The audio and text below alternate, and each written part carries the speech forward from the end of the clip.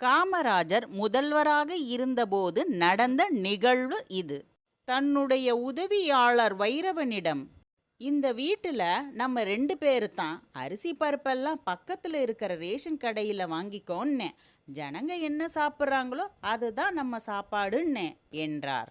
ரேஷன்ல வாங்குற அரிசி ஒரு மாதிரி வாடை வீசுதையா, வேற மாத்திடலாமா, நல்ல அரிசி சாப்பிடலாம் என்றார் வைரவன். இதை கேட்ட காமராஜருக்கு எரிச்சலும் கோபமும் வந்துவிட்டது. முதலமைச்சர் தாமல்ல இந்த அரிசியை சாப்பிடணும், இந்த மக்களுக்கு என்னைக்கு நல்ல அரிசி கிடைக்குதோ அன்னைக்கு தான் நானும் நல்ல அரிசியை சாப்பிடலாமுன்னே என்றார். எவ்வளோ பெரிய தத்துவமானாலும் அதை எளிமைப்படுத்தி விளக்குவதிலே வல்லவர் காமராசர். ஒரு தடவை தண்ணீரிலிருந்து மின்சாரம் தயாரிப்பதை பற்றி ஏழை மக்களிடம் காமராசர் விளக்கினார். எப்படி தெரியுமா? மேட்டுத்தெரு பண்ணையார் வீட்டுல வாரத்துக்கு ஒரு தரம் மொட்டை மாடியை கழுவி விடுவாங்க, பார்த்திருக்கீங்கல்ல? 3வது மாடியில கழுவி விடுற அந்த தண்ணி ஒரு பைப் வழியா கீழே வரும். அந்த குழா தர வரைக்கும் வராது, 3-4 அடி மேல நின்றுடும். இப்படி விடுற தண்ணீரில் ஊர்ல இருக்க மொட்டை பசங்க தலை நீட்டுவாங்க, அவங்களுக்கு அது ஒரு குஷி. மேலிருந்து வர தண்ணீரில் ஒரு சத்து இருக்குது, அந்த குஷியை கொடுக்குது. 3வது மாடியிலே இருந்து விழுற அந்த தண்ணிக்கு இவ்வளவு சக்தினா மலை மேல இருந்து விழுற தண்ணிக்கு எவ்வளவு சக்தி இருக்கும்? அந்த சக்தியை மலையடி வாரத்திலே மிஷினை வச்சு பிடிக்கிற அந்த சக்தி தான் மின்சாரம். அந்த மின்சாரம் எதற்கு? எல்லாம் உங்களுக்கு தான். மின் உற்பத்தியை பற்றி காமராஜர் கொடுத்த விளக்கம் இது. ஹைட்ரோ எலக்ட்ரிக் தத்துவத்தை இதை விடவும் எளிதாக யாரும் விளக்க முடியாது. பெருந்தலைவர் காமராஜர் அவர்கள் 1957ஆம் ஆண்டு முதல் 8 ஆண்டுகள் தமிழக முதல்வராகவும் தமிழ்நாடு காங்கிரஸ் கமிட்டி தலைவராகவும் பதவி வகித்துள்ளார். அப்போதும் அவர் வெறும் 250 ரூபாய் வாடகை வீட்டில்தான் வசித்தார். காமராஜரின் தாயார் சிவகாமி அம்மாள் மகனை காண வேண்டும் என்ற ஆவலில் சென்னைக்கு வந்தார். தாயிடம் காமராஜர், ஊரை சுத்தி பார்க்கணும்னா பாரு, திருப்பதி போனாலும் போயிட்டு வா, ஆனா உடனே விருதுநகருக்கு புறப்பட்டு போயிடுன்னே என்று கூறி அனுப்பி விடுவார். தாயின் செலவிற்கு காமராஜர் மாதம் 120 ரூபாய் மட்டுமே அனுப்புவார்.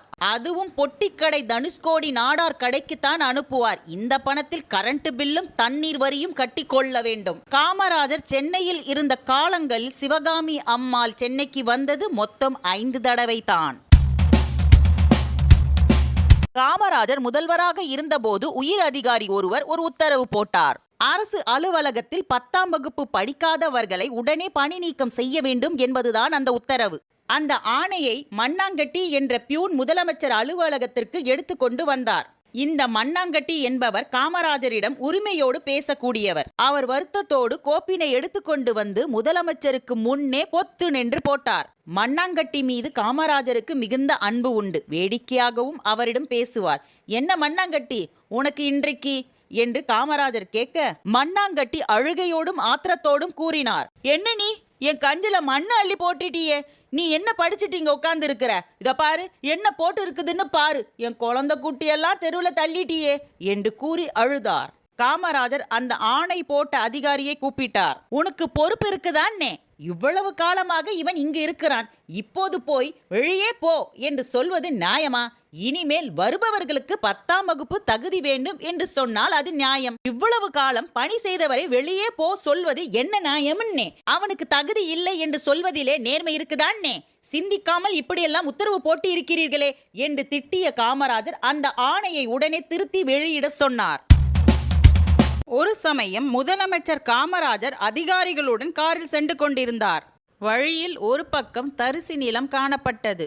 பாதையின் மறுபக்கம் பெரிய ஏரியின் நீர் வசதி நிறைந்து காணப்பட்டது. இதை பார்த்த அவருக்கு ஒரு ஐயம் ஏற்பட்டது. ஒரு பக்கம் சாலையில் ஏரியின் நீர் வசதி நிறைந்து இருந்தும் இன்னொரு பக்கம் பெரிய நிலப்பரப்பு ஏன் தரிசலாக கிடக்கிறது? தன் ஐயத்தை கூட வந்த அதிகாரிகளிடம் கேட்டார்.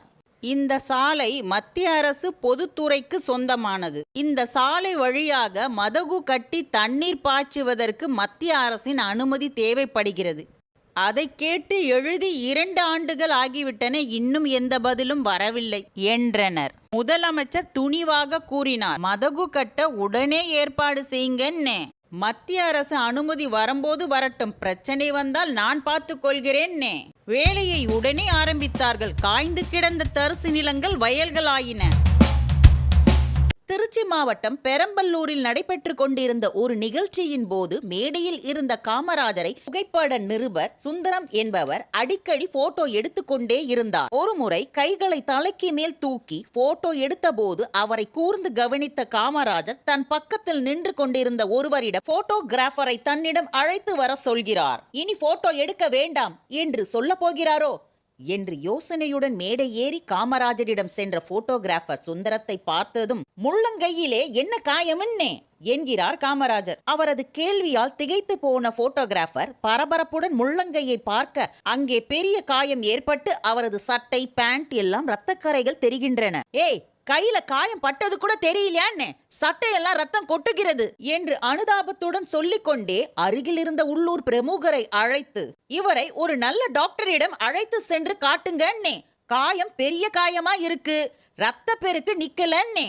என்கிறார் காமராஜர். மறுநாள் காலை அடுத்த நிகழ்ச்சிக்கு புறப்பட்டு கொண்டிருந்த போது அறையிலிருந்து வெளியே வந்த காமராஜர் கூட்டமாக நின்று கொண்டிருந்த நிருபர்கள் பக்கம் பார்வையை செலுத்தி அங்கு நின்று கொண்டிருந்த போட்டோகிராஃபர் சுந்தரத்தை கூப்பிட்டு, சுந்தரம், கை எப்படி இருக்கிறது, பரவாயில்லையான்னே என்று விசாரித்ததும், ஒண்ணும் இல்லைங்க ஐயா, நல்லா இருக்கு என்று சுந்தரத்திடமிருந்து பதில் வந்தது. அவரது கையை தூக்கி காட்ட சொன்னார் காமராஜர். மறுபடியும் அந்த இடத்திலேயே காயம் பட்டுடாம பார்த்துடுங்கன்னே என்று அன்பு பொங்க கூறுகிறார். இந்தியாவின் பிரதமராக நேருஜி இருந்தபோது தமிழ்நாட்டிற்கு வருகை தந்தார். அந்த சமயத்தில் விருதுநகரில் நடந்த ஒரு நிகழ்ச்சியில் கலந்து கொள்ள வந்த நேருஜியும் அப்போது முதலமைச்சராக இருந்த காமராஜரும் திறந்த ஜீப்பில் நின்றவாறு ஊர்வலமாக அழைத்து வரப்பட்டார்கள். அப்போது நேருஜி காமராஜரிடம், உங்கள் வீட்டின் அருகே ஜீப் வரும்போது சொல்லுங்கள், வீட்டிற்கு போய் உங்கள் தாயாரை பார்க்க வேண்டும் என்றார். அதேபோல் காமராஜர் வீடு அருகே ஜீப் வந்ததும் குறிப்பறிந்த ஜீப் டிரைவர் வண்டியை நிறுத்தினார். உடனே ஜீப்பை விட்டு இறங்க நேருஜி முயன்றபோது காமராஜர், அதெல்லாம் வேண்டாமன்னே, எனது தாயார் இங்கேயே நிற்கிறார் என்று கூறியதும் நேருஜி எங்கே என்று கேட்க, நூற்றுக்கணக்கான பொதுமக்கள் மத்தியில் கூட்டத்தோடு கூட்டமாக நின்று கொண்டிருந்த சிவகாமி அம்மையாரின் எழுமையைக் கண்டு நேருஜி மனம் நெகிழ்ந்து போய்விட்டார். காமராஜர் 9 ஆண்டுகள் முதல் மந்திரியாக இருந்த காலத்தில் அவரது தாயார் சிவகாமி அம்மாள் 5 தடவை தான் சென்னைக்கு வந்து சென்றார். அப்படி ஒரு தடவை வந்த சிவகாமி அம்பாள் சிறு மூட்டையுடன் விருதுநகருக்கு செல்வதாக கூறி புறப்பட்டார். சரி என்று கூறிய காமராஜர், மூட்டையில் என்னென்ன என்றார். அதற்கு சிவகாமி அம்மாள், நம்ம வீட்டுக்கு பெரிய பெரிய ஆட்கள் எல்லாம் வருவார்கள், அவர்களுக்கு காப்பி கொடுக்க இந்த 2 சில்வர் டம்ளரை உன் வீட்டிலிருந்து எடுத்து உள்ளேன் என்றார். மறு வினாடி கோபம் கொப்பளிக்க பாய்ந்த காமராஜர் அந்த 2 சில்வர் டம்ளர்களை வெடுக்கென பறித்தார். இது உன் மகன் சம்பாதிச்சு வாங்கினதில்லைன்னு, காங்கிரஸ் ஸ்தாபனம் எனக்கு கொடுத்தது, கட்சிக்கு சொந்தமானதை நீ எப்படி எடுக்கலாம்னு பாப்பா என்று விரட்டினார். விக்கித்து விரைந்து போன அந்த தாய் கண்ணீர் மல்க பஸ் ஸ்டாண்டு நோக்கி நடந்தார்.